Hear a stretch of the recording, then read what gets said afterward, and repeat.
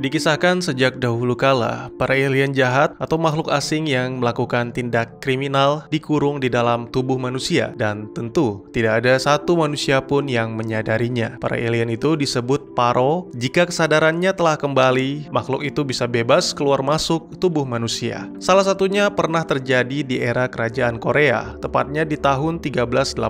Banyak mayat yang tergeletak di mana-mana akibat salah satu alien bangkit dari tubuh seorang wanita. Seketika langit berlubang dan mengeluarkan sebuah kendaraan. Disusul kemunculan sebuah robot yang menjelaskan tentang kasus nomor 7847, dan mereka harus bertindak cepat sebelum alien itu berpindah ke tubuh manusia lain. Satu robot lagi disebut Guardian dengan wujud kesatria berbaju zirah super canggih. Alien sangat membenci Guardian dan berjanji kaumnya akan selalu datang. Dengan cepat, Guardian menghentikan omong kosong itu dengan menghisap si alien. Di saat-saat terakhir, wanita yang menjadi inang memohon agar Guardian merawat bayinya. Namun, sangat disayangkan, dia tidak bisa menerima permintaan tersebut karena ikut campur urusan manusia adalah sesuatu yang dilarang. Para tahanan alien atau Paro yang terbebas sudah sejak lama melintasi ruang dan waktu. Tugas Guardian dan robot adalah mengamankan mereka. Sejauh ini sudah ada 7 Paro yang lolos dan ketujuhnya berhasil diringkus. Namun hari itu ada sesuatu yang berbeda. Tanpa sepengetahuan Guardian, robot telah membawa bayi dari masa lalu dengan alasan untuk penelitian. Itu cukup konyol, tapi tidak ada salahnya dicoba. Mereka pun melaporkan tentang keberhasilan misi ke pusat, lalu menerima misi baru tentang pengiriman tahanan yang diperkirakan tiba di bumi dalam waktu 10 tahun 8 bulan lagi. Ini menandakan mereka akan menetap di bumi dalam waktu yang lama. Itulah sepenggal kisah pembuka dari film yang akan saya ceritakan. Berjudul Oijin atau Alienoid atau Alien Human. Adalah sebuah film Korea Selatan yang rilis di tahun 2022, disutradarai oleh Choi Dong-hoon, ditulis oleh Dong-hoon Choi, serta dibintangi oleh aktor dan aktris dengan wajah indah dan rupawan sedap elok dipandang, yang tentunya tidak asing lagi di mata para gadis remaja, ibu-ibu rumah tangga, dan juga para janda. Baik, selamat datang dan selamat berjumpa kembali bersama saya Teguh Gusto. Mari kita lanjutkan ceritanya. Film dimulai dengan menampilkan tahun 1391, seorang petapa, pemburu, dan petualang bernama Muruk menceritakan tentang kesaktiannya yang bisa menyatukan uap dan air dengan tangan serta memanggil angin untuk bertiup. Menurutnya, kemampuan tersebut adalah hal yang biasa, dan jika para warga memiliki kemampuan yang sama, tidak menutup kemungkinan untuk menjadi kebal terhadap apapun. Itu benar-benar membuat warga menjadi terkagum-kagum, sehingga tanpa membuat sayembara dengan hadiah iPhone 13 Pro Max dan uang ratusan juta, seorang ibu-ibu langsung menancapkan pisaunya ke paha Muruk. Tidak diragukan lagi, rasa sakit merangsang otak pemuda itu. Apalagi si ibu yang panik langsung menarik pisaunya. Beruntung, Muruk bisa sembuh dengan cepat. Lalu tak lama berselang, beberapa orang datang melaporkan tentang pencurian. Tidak hanya mampu memanggil angin dan menyembuhkan diri, tapi Muruk juga memiliki kemampuan melacak yang sangat baik. Terbukti dengan hanya mendengar langkah kaki para pencuri, dia bisa langsung mengetahui lokasi mereka. Tentu saja, dengan kesaktian yang luar biasa, menangkap penjahat kelas teri bukanlah sesuatu yang sulit. Namun, masalahnya adalah Muruk harus bersaing dengan para pemburu lain yang tidak kalah sakti. Pemuda itu dibuat cukup kewalahan, sampai-sampai harus memanggil bantuan 2 kucing siluman, yaitu cakar kanan dan cakar kiri. Mohon maaf, wujud manusianya tidak seperti kucing peduli lindungi, tapi lebih kepada bapak-bapak WhatsApp yang kumisan dengan kelincahan yang luar biasa. Akhirnya, para saingan berhasil disingkirkan dan para pencuri diamankan. Muruk dan para cakar melihat daftar buronan baru, yaitu seorang wanita berambut panjang dengan harga 50 pil dan belati aneh dengan harga 200 pil. Tiba-tiba Muruk mendapatkan suatu penglihatan misterius yang diistilahkan oleh para cakar sebagai migrain. Muruk mengaku mengenal seseorang yang mungkin memiliki informasi, seorang pria yang disebut anjing bodoh, atau mungkin kita sebut dengan nama yang lebih lembut, yaitu Mad Dog. Malam harinya, Muruk langsung beraksi, menyamar sebagai anaknya Mad Dog untuk mengelabui kepala sipir. Awalnya, memang negosiasi berlangsung agak alot, tapi ketika Muruk menunjukkan kunci sel, hati Mad Dog pun seketika mencair. Dia langsung menjelaskan tentang belati aneh, yang mana tanggal 5 Agustus lalu, secara tidak sengaja terjaring oleh para nelayan di sungai dekat Gunung Hwangnyong. Tidak ada yang spesial dari benda itu, kecuali permata di tengahnya. Suatu hari, ketika mencoba mengambil permata itu, belatinya terpental, menusuk salah satu dari para nelayan hingga mati. Namun ajaibnya, pria itu bangkit kembali, seperti tidak terjadi apapun. Sudah lama benda itu dibeli oleh seorang hakim Guan Yung, tapi saat ini dia telah pensiun dan menjadi pengelola sebuah bar bernama Pyong Nanjung. Sebelumnya Mad Dog sempat mengatakan bahwa mantan hakim itu adalah salah satu dari petapa tersakti yang patut diwaspadai. Itu juga diperingatkan oleh para cakar karena meskipun menguasai kipas sakti, namun sampai saat ini Muruk belum bisa mengeluarkan pedang besar yang merupakan senjata terkuat. Tak lama kemudian setelah mendapatkan petunjuk dari ibu-ibu warung, Muruk dan para kucing tiba di bar. Ternyata julukan petapa sakti tidak hanya isapan jempol belaka, karena ketika sedang merapal mantra, sang mantan hakim langsung melumpuhkan Muruk dengan jarinya. Setelah itu dia langsung menemui seorang buronan dengan pakaian ala-ala masa depan. Pria itu mengaku sebagai pemilik dari belati sakti. Setelah dibantu oleh para cakar, Muruk pun kembali bangkit. Dua siluman itu diminta untuk mengawasi Mad Dog selagi Muruk melanjutkan misi untuk mendapatkan belati sakti. Tiba-tiba saja, mantan hakim terpental dari ruangannya dengan dada yang terluka akibat bekas tusukan. Sebelum menghembuskan nafas terakhir, pria itu berpesan kepada Muruk tentang belati suci dan kebangkitan. Sementara itu, ternyata Mad Dog berhasil mendapatkan belatinya. Kini dia melarikan diri dari kejaran si pria buronan yang secara mengejutkan mengeluarkan tentakel dari tubuhnya. Beruntung Muruk datang tepat waktu dan langsung menghempaskan si pria buronan sehingga Mad Dog bisa melarikan diri. Namun, keunggulan itu tidak bertahan lama karena dengan tentakelnya si buronan langsung menjerat Muruk dan menghajarnya dengan brutal hingga tak sadarkan diri.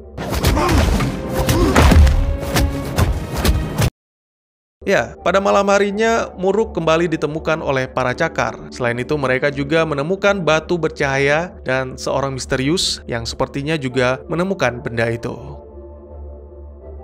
Kembali ke Guardian dan robot yang telah melewati 10 tahun. Penelitian mereka tentang otak manusia jauh dari kata berhasil, karena bayi yang kini telah tumbuh menjadi seorang gadis kecil bernama Yian masih mengingat masa-masa ketika dirawat oleh Guardian. Atau selanjutnya untuk mempermudah, saya akan menyebut Guardian sebagai Kim. Hari itu Kim dipanggil oleh kepala sekolah terkait masalah Yian yang melaporkan kasus penculikan ke kantor polisi. Dari rekaman yang didapat pihak sekolah, Yian menjelaskan bahwa dirinya diculik oleh Kim, yang merupakan cyborg dan Thunder, robot yang terkadang berubah wujud menjadi Kim. Sebenarnya Yian juga telah menyiapkan bukti-bukti berupa video rekaman, namun video itu telah hilang begitu saja, yang mana kemungkinan telah dihapus oleh Kim dan Thunder. Kim hanya terdiam kesal sambil meminta Thunder menghapus video rekaman di kantor polisi. Seorang wanita centil menghampiri Kim, mengaku sebagai bibi dari Minsun, sahabat Yian. Namun Kim hanya mengabaikan karena fokusnya saat ini adalah menghapus ingatan Yian dan mempersiapkan implantasi 107 subjek yang akan berlangsung 18 jam lagi. Kembali Yian berusaha mengumpulkan bukti. Kali ini dia meletakkan ponselnya di dalam mobil, lalu pada malam harinya gadis itu menyelinap untuk mengambil ponsel tersebut. Lalu tiba-tiba saja sebuah kotak rahasia terbuka dan mengeluarkan cahaya. Karena sudah ketahuan, akhirnya Thunder menampakkan diri dan menjelaskan tentang asal-usul dirinya dan Kim yang ternyata dari planet yang sangat jauh, serta kemampuan Thunder yang bisa berubah wujud menjadi Kim. Perbincangan pun menjadi semakin akrab, sehingga tanpa sadar Thunder menjelaskan tentang implantasi yang rencananya akan dilakukan di rumah sakit Jisang. Karena Thunder dan Kim adalah alien, maka Yian pun menanyakan tentang asal-usul dirinya. Thunder hanya bisa menjelaskan sedikit, namun robot itu berjanji akan menjelaskan lebih banyak di waktu yang akan datang. Keesokan harinya, Ian yang penasaran dengan implantasi mendatangi rumah sakit Jisang dengan membawa kamera. Di sana dia sempat bertemu dengan seorang detektif yang meminta Ian melapor jika berhasil merekam sesuatu yang mencurigakan. Tak lama kemudian, semua orang di sana dibuat takjub dengan kemunculan benda asing di balik awan. Benda itu meluncurkan sebuah batu kecil ke dalam rumah sakit. Semakin lama, batu itu pun semakin membesar hingga berbentuk seperti kepompong. Lalu ratusan tentakel keluar dari benda itu, menancap ke seluruh pengunjung dan staf rumah sakit.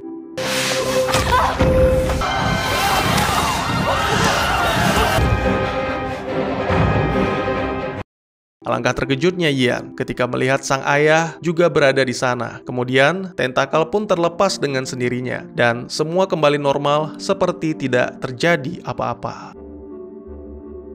Sementara itu kita kembali ke tahun 1931.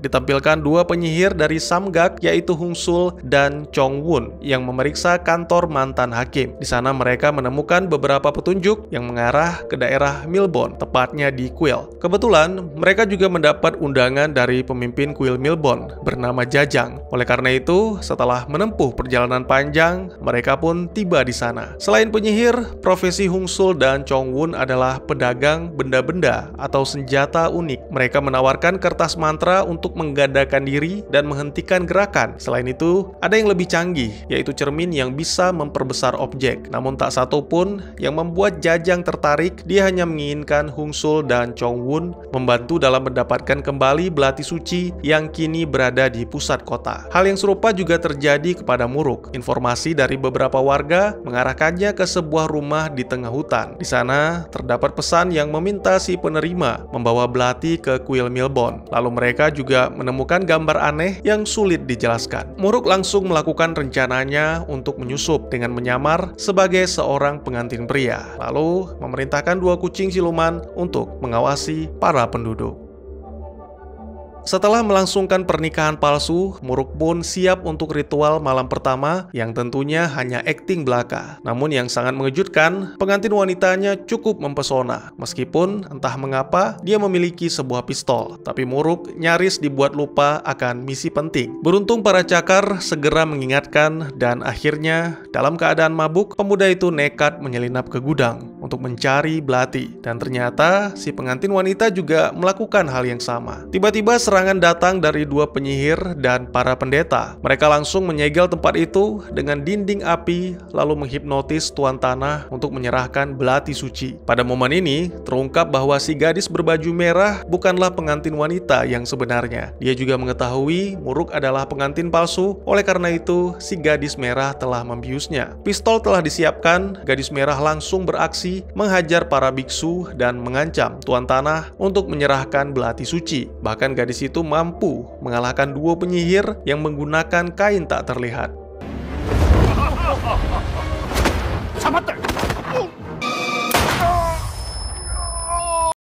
Namun sayangnya, ketika lengah, serangan mendadak dari Jajang membuatnya tak sadarkan diri lalu tertangkap. Beralih ke tahun 2022, peristiwa mengerikan yang dilihatnya di rumah sakit serta sang ayah yang diketahui terlibat membuat Ian menumpang di rumah Min Sun. Tentu saja dia juga memperlihatkan video yang direkam serta menceritakan apa yang terjadi sampai-sampai bibi Min Sun yang bernama Min Gin mendengarnya. Tentu Kim dan Thunder tidak tinggal diam. Mereka langsung menyusul mengirimkan Thunder dengan kepribadian penakluk wanita untuk merayu Min Gin hingga akhirnya mereka berhasil membawa pulang Ian. Karena Ian telah melihat semuanya, maka Thunder akan menjelaskan 3 hal yang ditanyakan Ian. Yang pertama tentang tubuh manusia yang dijadikan penjara. Planet Thunder dan Kim adalah planet yang sama seperti planet Bumi atau planet lain yang dihuni oleh makhluk hidup. Memiliki peradaban, menginginkan perdamaian, meskipun terkadang terjadi perang dan kejahatan yang menurunkan tingkat populasi. Namun muncul masalah baru. Populasi yang bermutasi menurunkan tingkat kehidupan keamanan dan kedamaian. Bahkan kekuatannya bisa sampai menghancurkan dan membunuh seluruh makhluk hidup. Oleh karena itu dibutuhkan penjara khusus yang menahan si penjahat agar tidak bisa kembali, yaitu di dalam pikiran manusia. Mereka akan terus terjebak sampai si manusianya mati, dan itu sekaligus membunuh si penjahat. Alien atau Paro tidak akan bertahan lebih dari 5 menit jika berada di luar tubuh manusia, karena atmosfer bumi berbeda dari planet asalnya. Namun jika ada yang berhasil bertahan dengan berpindah-pindah tubuh, maka Kim dan Thunder akan bertindak untuk menangkap penjahat itu dan mengurungnya di ruangan khusus. Sebenarnya masih banyak hal yang ingin ditanyakan Ian, namun Thunder hanya menjelaskan satu hal yang paling penting. Alasan sebenarnya mereka membawa Ian adalah untuk menyelamatkan gadis itu dari para prajurit yang ingin membunuhnya. Di waktu yang bersamaan, sebuah kapal antariksa menuju ke bumi. Itu dirasakan oleh detektif Moon Do-sok. Seketika panca inderanya menjadi lebih sensitif, itu memudahkannya menangkap penjahat. Namun sayangnya, si penjahat dibebaskan karena sepertinya kebal hukum. Itu membuat Moon Do-sok benar-benar marah hingga akhirnya membantai si penjahat beserta pengacaranya. Keesokan paginya, giliran Thunder menerima pesan darurat tentang seorang tahanan yang kabur dan saat ini sedang menuju ke bumi dengan bersenjatakan lengkap, serta misi penangkapan kembali tahanan yang berada di dalam pikiran Moon Do-sok. Terlihat kapal antariksa yang dimaksud telah memasuki atmosfer dan sepertinya langsung mencari lokasi target. Kim dan Thunder pun langsung bergegas. Karena Ian berkeras ingin ikut, maka mereka terpaksa membawa gadis itu. Sementara itu, sang alien telah berhasil menemukan Moon Do-sok. Pria itu tidak dibunuh, malah akan dilindungi karena di dalam pikirannya ada alien yang merupakan penjahat kelas berat. Untuk membebaskannya, dibutuhkan alat yang dimiliki Guardian. Sesaat kemudian, sang penjaga pun muncul. Dia menghentikan para polisi dan langsung menyerang alien yang sedang bersama Moon Do-sok. Terjadi pertarungan yang cukup epik antara dua cyborg alien. Mungkin dari kekuatan dan kecepatan, Guardian lebih unggul. Tapi si alien cyborg juga ternyata cukup tangguh karena bisa menyembuhkan diri dengan cepat.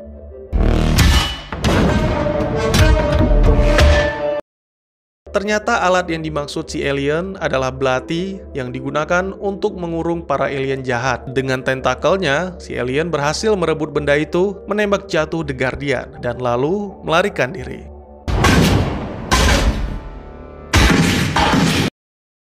Menurut penjelasan Thunder, tahanan yang hendak dibebaskan dari Moon Do-sok adalah tahanan nomor 197A atau dikenal sebagai Sang Pengendali. Dia adalah salah satu orang yang merusak planet sekaligus pemimpin sebuah gerakan pemberontakan. Namun masih belum diketahui apa tujuan dari membebaskan si pengendali. Oleh karena itu, Guardian dan Thunder harus segera menangkap si alien. Terjadi aksi kejar-kejaran sampai adu tembak dengan menggunakan pesawat di tengah-tengah kota. Tembakan Guardian sama sekali tidak mempan karena kapal musuh dilapisi pelindung. Korban terus berjatuhan. Itu memaksa Guardian memancing si alien ke tempat yang lebih tinggi, lalu menungkik untuk melepaskan tembakan ke jantung pesawat. Tapi ternyata titik itu bisa berpindah, sehingga kini pesawat Guardian yang ditembak jatuh.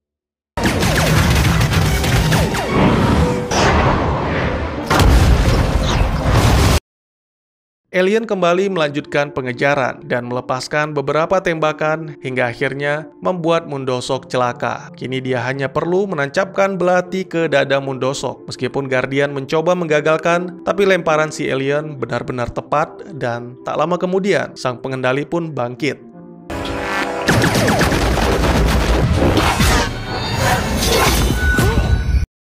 Lagi-lagi terjadi pertarungan sengit antara dua cyborg alien. Namun, kali ini tidak berlangsung lama. Alien yang telah berhasil menjalankan misinya langsung meledakkan diri bersama dengan The Guardian.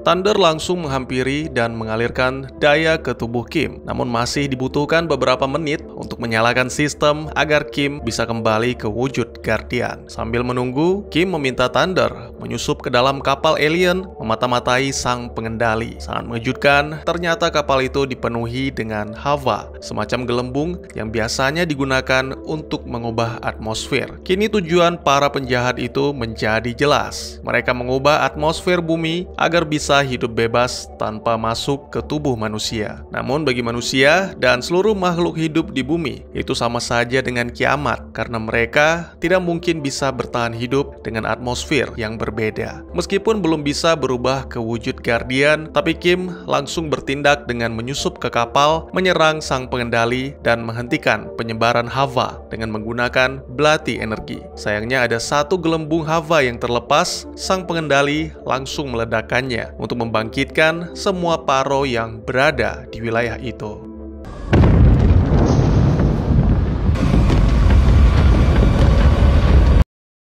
Semua warga pun berlarian menjauhi asap merah yang menyebar dengan cepat dan membunuh siapapun yang menghirupnya. Ian yang menyelamatkan seorang wanita malah kini terjebak di antara mobil-mobil. Beruntung, Thunder datang untuk menyelamatkan serta mengirimnya pulang. Sedangkan Kim berhasil mengambil alih kapal alien dan membawanya pergi dari sana. Banyak orang yang mati dalam peristiwa tersebut. Sebuah peristiwa yang tidak bisa dilupakan oleh Lian walaupun 10 tahun telah berlalu. Ya, ternyata Ian adalah gadis merah yang kini berada di tahun 1391, tepatnya di Quill Milbourne. Jajang menghampiri, membicarakan tentang mesin waktu dan tentang hukuman mati yang akan dijatuhkan kepada gadis itu. Tidak diragukan lagi, Jajang adalah salah satu dari alien, sama seperti pria buronan. Mereka membicarakan tentang sang pengendali yang diduga terkurung di antara 4 orang yang melihat kedatangan mereka 10 tahun yang lalu. 3 di antaranya ternyata salah. Mereka adalah mantan hakim dan 2 penyihir Samgak yang tidak bereaksi ketika dilukai dengan Bloody Energy. Kini hanya tersisa 1 orang, yaitu Mad Dog. Mereka harus segera menemukannya sebelum pulang ke masa depan. Kembali ke jagoan kita, Muruk yang lagi-lagi diselamatkan oleh 2 siluman kucing. Dia kembali mendapatkan penglihatan dan kemudian terbangun setelah efek obat biusnya menghilang. Kemungkinan saat ini Belati Suci ada di Quill Milbourne dan untungnya semua pendeta di Milbourne menggunakan topeng sehingga memudahkan mereka untuk menyusup. Tapi yang menjadi masalah, 3 orang yang mereka ambil identitasnya adalah tabib yang membawa bunga beracun untuk mengobati luka tembak Hang Sul. Dan sebelum diolesi, bunga itu harus dikunyah terlebih dahulu oleh Muruk sehingga membuatnya nyaris mati. Selain itu, para cakar menyerahkan lembaran berita untuk Jajang tentang penemuan batu misterius di sungai Hwangnyong. Setelah 10 tahun, tiba-tiba saja Belati Suci bereaksi dengan mengeluarkan cahaya. Jajang langsung menghentikan Hung Sul yang penasaran. Karena sudah tidak dibutuhkan lagi, maka 2 penyihir itu diminta pergi setelah makan malam. Tak lama kemudian, Muruk diperintahkan untuk memberi makan Ian. Ada beberapa hal yang diperbincangkan mereka, dimulai dengan tujuan sampai tentang Ian yang berasal dari masa depan. Pastinya itu sulit dipercaya. Namun karena tidak punya banyak waktu untuk berdebat, Muruk langsung meninggalkan Ian beserta pistolnya dan berjanji akan kembali setelah berhasil mendapatkan Belati Suci. Pada malam hari, Muruk langsung melancarkan aksinya dengan dibantu oleh para cakar. Ternyata di dalam ruangan itu masih ada 2 penyihir Samgak, namun mereka sama sekali tidak melakukan apapun karena tubuhnya kaku akibat racun. Itu membuat Muruk sangat terkejut karena sebelumnya dia memberikan Ian hidangan yang sama, apalagi setelah itu para pendeta datang membawa peti mati. Karena harus bergegas memberikan penawar kepada Ian, Muruk langsung mengeluarkan seluruh kemampuannya, termasuk kekuatan kipas sakti untuk menerbangkan para penjaga.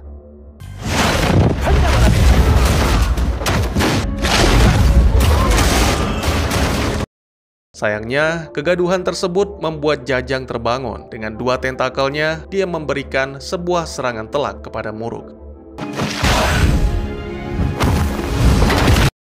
2 cakar sempat membantu melarikan Muruk menjauh dari Quill. Tapi pemuda itu tidak bisa membiarkan Ian mati, dan akhirnya ketika Muruk kembali untuk memberikan obat penawar, para alien yang sudah menunggu langsung membunuhnya. Belati Energi berhasil direbut kembali dan kini mereka berencana untuk pulang.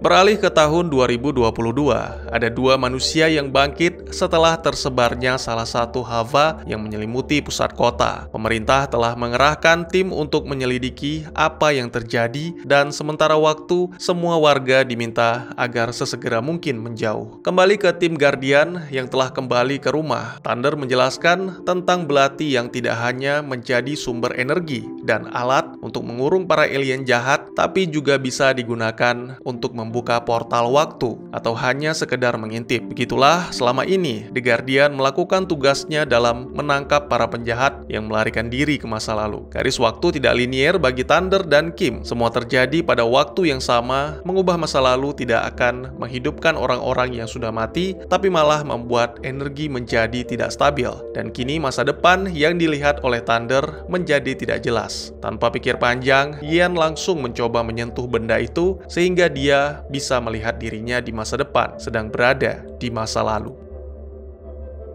Media televisi menyiarkan langsung dari pusat kota melalui kamera drone. Seketika, siaran itu mengalami gangguan karena ternyata diserang oleh dua alien yang baru saja bangkit. Salah satu dari mereka diberikan senjata khusus oleh cyborg. Kemudian, setelah kembali bertemu dengan sang pengendali, para alien bersiap menyerang The Guardian untuk merebut kembali kapal antariksa. Kim menggantikan Thunder, menjelaskan bahwa dirinya dan Thunder yang telah membunuh ibu Ian itu terpaksa dilakukan demi memusnahkan alien yang memasuki tubuhnya. Cyborg itu juga mengaku mengadopsi Ian sebagai anak untuk menyempurnakan penyamaran, dan kini karena sudah tidak dibutuhkan lagi, maka Kim meminta Ian pergi bersama Thunder. Mungkin itu terdengar kejam, tapi Kim terpaksa melakukannya tidak lain dan tidak bukan demi menyelamatkan Ian. Gadis itu pun mempersiapkan semuanya, termasuk pistol para polisi yang disita oleh Kim. Sebelum pergi, dia sempat meninggalkan selembar foto yang ternyata di baliknya bertuliskan sebuah pesan yang meminta sang ayah untuk melarikan diri. Lewat alat komunikasi pada Thunder, Kim mengakui kesalahan kaumnya yang menjadikan manusia sebagai penjara. Namun, Guardian tidak akan pernah melarikan diri. Meskipun hanya menggunakan tenaga cadangan, The Guardian tetap akan melakukan tugas sesuai dengan programnya. Ya, saat ini tenaga atau daya di dalam tubuh Kim hanya tersisa 8%, sedangkan peluangnya bertahan hidup hanya 1%. Para alien yang dipimpin oleh sang pengendali sudah datang, mereka langsung masuk ke dalam kapal dan dengan mudah melumpuhkan The Guardian.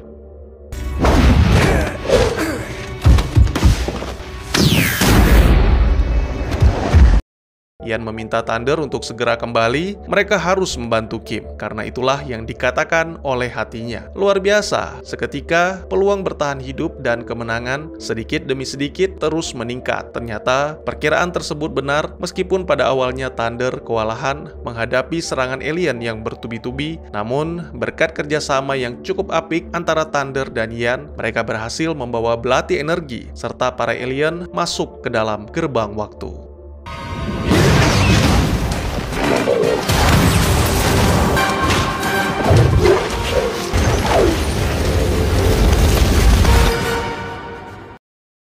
Di tahun 1391, dua penyihir Samgak secara diam-diam memeriksa kamar Jajang. Ada beberapa hal yang mereka temukan, garis-garis yang merupakan kalender, 4 nama, serta catatan mantan hakim yang sedang terbakar. Dengan kemampuannya, Hungsul menyatukan kembali buku yang terbakar, sehingga membentuk tulisan yang menceritakan peristiwa 10 tahun yang lalu, di mana kala itu, hakim, penyihir Samgak, dan Mad Dog menyaksikan sesuatu yang asing muncul dari langit. Sebenarnya itu adalah tim The Guardian yang membawa alien ke masa lalu. Hanya sang pengendali yang masih menempel pada mobil, dan kini alien itu berusaha merebut belati energi. Thunder sudah tidak mampu bergerak karena kehabisan daya. Maka mau tidak mau, Kim harus menggunakan daya terakhir untuk bertarung dengan sang pengendali. Kali ini cyborg itu benar-benar dibuat tak berdaya, tapi meskipun demikian, apa yang dilakukan Kim bisa memberikan kesempatan bagi Ian untuk melarikan diri.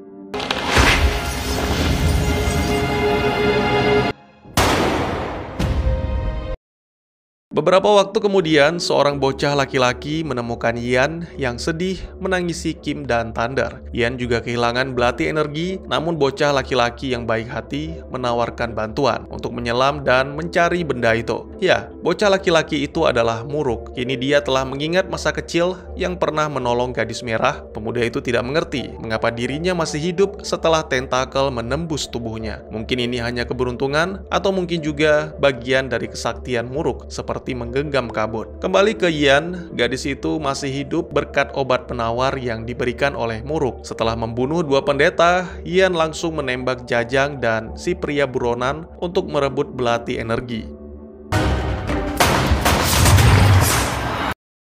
Gadis itu mendapat bantuan dari Hung Sul dan Chong Won. 2 penyihir mengeluarkan semua senjata-senjata uniknya, mulai dari seruling hipnotis dan kertas mantra. Namun, karena masih belum cukup, mereka menggunakan cermin sakti, membesarkan sebuah guci untuk mengurung Jajang dan menyegelnya di sana. Sedangkan Ian saat ini dalam kondisi terpojok karena menghadapi wujud alien dari si pria buronan.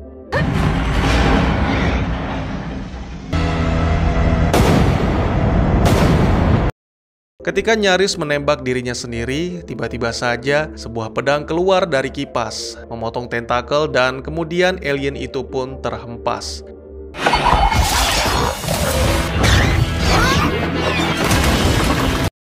Ternyata bantuan datang dari Muruk. Kini jagoan kita telah kembali. Muruk diminta menahan alien selama mungkin, selagi Ian mencari tubuh manusia si alien untuk dibunuh. Pertarungan yang terjadi cukup sengit karena Muruk menggunakan pedang sakti yang tidak pernah digunakan sebelumnya. Meskipun sempat tak sadarkan diri akibat terkena tembakan laser, tapi Muruk tidak menyerah. Dia terus bangkit menjadi semakin kuat, hingga akhirnya Ian berhasil membunuh tubuh manusia si alien.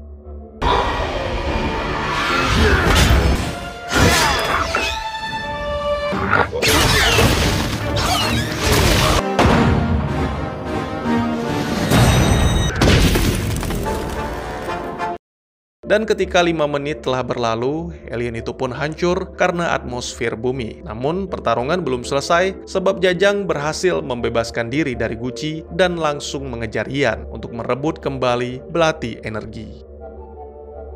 Film pun ditutup dengan menampilkan si pria buronan yang menyampaikan sebuah pesan sebelum kematiannya bahwa ada sesuatu di dalam tubuh Muruk. Pemuda itu benar-benar terkejut dan seketika ingatan tentang masa kecilnya kembali, di mana kala itu ketika bersama Ian terdengar suara misterius dari hutan. Muruk kecil yang sangat berani langsung memeriksa arah suara itu dan sangat mengejutkan. Di sana dia bertemu dengan sang pengendali. Dengan cepat makhluk itu berpindah ke tubuh Muruk karena tubuh mendosok akan segera mati. Tiba-tiba saja Muruk tak sadarkan diri. Selama ini tidak ada yang menyadari Muruk adalah orang kelima yang menyaksikan kedatangan alien 10 tahun yang lalu. Pemuda itu memiliki kesaktian petapa dan salah satu makhluk asing yang sangat berbahaya berada di dalam tubuhnya. Apakah Hung Sul dan Chong Won akan membunuh Muruk? Lalu bagaimana dengan nasib Ian? Apakah gadis itu berhasil melarikan diri? Dan tamat. Mungkin lebih tepatnya bersambung, karena film ini baru part 1 dan part 2-nya sedang dalam proses. Ada scene tambahan yang ditampilkan sebelum kredit, yaitu Min Jae-in yang muncul tepat setelah tim The Guardian masuk ke portal waktu. Selain itu juga ditampilkan seluruh Hava yang siap diledakkan di dalam kapal antariksa. Cyborg Alien menjelaskan bahwa 48 menit akan terjadi ledakan, sang pengendali telah bangkit dan kebebasan akan terwujud. Sebuah film fiksi ilmiah penuh aksi yang mencampurkan hal-hal berbau antariksa dan makhluk asing dengan perjalanan waktu. Humor yang disajikan film ini juga sebenarnya cukup menggelitik. Sayangnya sama sekali tidak berpengaruh terhadap saya karena mungkin saya tidak terbiasa menonton film-film Korea dan mungkin bahasanya masih agak asing. Tapi sepertinya dengan bantuan subtitle yang lebih detail dan cocok, Anda bisa merasakan nuansa hiburan yang bisa dinikmati bersama seluruh keluarga di akhir pekan.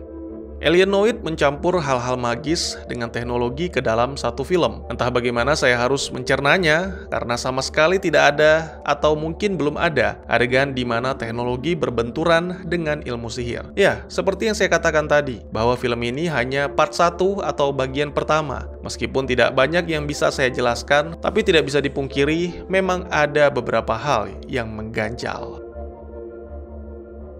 Saya menemukan sesuatu yang tidak konsisten di sini. Pada sebuah adegan, Thunder menjelaskan bahwa para alien yang melakukan kejahatan akan dikurung di dalam pikiran manusia, dan pada akhirnya akan mati seiring matinya manusia itu sendiri. Nah, ini yang menjadi masalah. Untuk kasus Muruk, mungkin ada pengecualian karena dia seorang petapa sakti yang bisa menyembuhkan diri dengan cepat. Tapi bagaimana dengan Mundosok dan dua manusia lain di masa depan yang mana terdapat alien di dalam tubuhnya? Rasanya agak aneh. Si alien berada di dalam tubuh manusia, masih menggunakan organ pernafasan manusia, bisa bertahan di tengah-tengah Hava. Kalau menyembuhkan diri mungkin masih bisa diterima, tapi bagaimana mungkin tidak bisa mati? Sebelumnya saja, sang pengendali sengaja berpindah ke tubuh Muruk karena Mundosok akan segera mati akibat ditembak oleh Hien. Tapi setelah pindah ke tubuh Muruk, malah tidak bisa mati meskipun telah ditusuk. Ini cukup aneh sih menurut saya. Ini juga menjadi pertanyaan, bagaimana Hien hidup selama 10 tahun tanpa siapapun yang merawatnya dan tiba-tiba menjadi sangat jago dalam bela diri, apalagi jago menembak. Berlatih bela diri masih boleh lah, mungkin ada seseorang yang melatihnya karena Hungsul menyinggung tentang putrinya Suyang, dan mungkin Suyang adalah seorang ahli bela diri yang melatih Hien. Tapi urusan menembak sepertinya agak sulit saya terima, mengingat untuk berlatih dibutuhkan peluru, sedangkan Hien membawa peluru dengan jumlah yang cukup terbatas. Masih sama seperti time travel pada umumnya, menggunakan satu garis waktu. Thunder mengatakan bahwa dirinya bisa melihat masa depan, dan kini masa depan yang dilihatnya menjadi tidak jelas, seperti kilasan atau potongan-potongan yang terus berubah-ubah. Menurut Kim Tae-ri, wanita yang memerankan Hien, Alienoid terlihat rumit karena sistem ruang dan waktunya kurang detail. Tapi film ini hanya tentang seorang gadis, seorang laki-laki, dan apa yang terjadi setelah mereka bertemu. Mungkin karena ini sutradara tidak terlalu memusingkan masalah time travel. Ya, kita tunggu saja part 2-nya yang kemungkinan akan tayang tahun depan. Saya pikir Hien melarikan diri ke lokasi mobil yang tenggelam. Seperti yang kita tahu, kendaraan itu juga bagian dari Thunder. Maka Hien akan membangkitkan Thunder dengan belati energi, lalu kemudian mungkin memperbaiki Kim untuk mulai melakukan perlawanan dan kembali ke masa depan. Atau kalian bisa skip jika merasa film ini sama sekali tidak menarik dan tidak layak untuk ditonton. Mungkin segitu dulu teman-teman, saya bukan orang pintar atau sok tahu. Silakan jika teman-teman punya pendapat sendiri, atau jika ada pertanyaan dan ingin berdiskusi, bisa langsung tuliskan di kolom komentar. Dan jika teman-teman ada film lain yang ingin kita bahas juga bisa tulis di kolom komentar, atau silakan DM ke Instagram saya di @tekugusto. Insya Allah pasti akan saya baca. Mari kita jadikan kolom komentar sebagai sarana penambah wawasan dan menciptakan jalinan persaudaraan, bukannya malah menjadikannya sebagai tempat pembulian sehingga menciptakan permusuhan. Sekian dulu videonya, dan jangan lupa untuk dukung terus channel ini dengan cara share, like, dan subscribe, karena dukungan dari kalian sangat berharga bagi saya demi perkembangan channel ini. Saya Gusto, sampai jumpa di video selanjutnya. Tetap semangat, tetap bersyukur setiap hari. Dadah!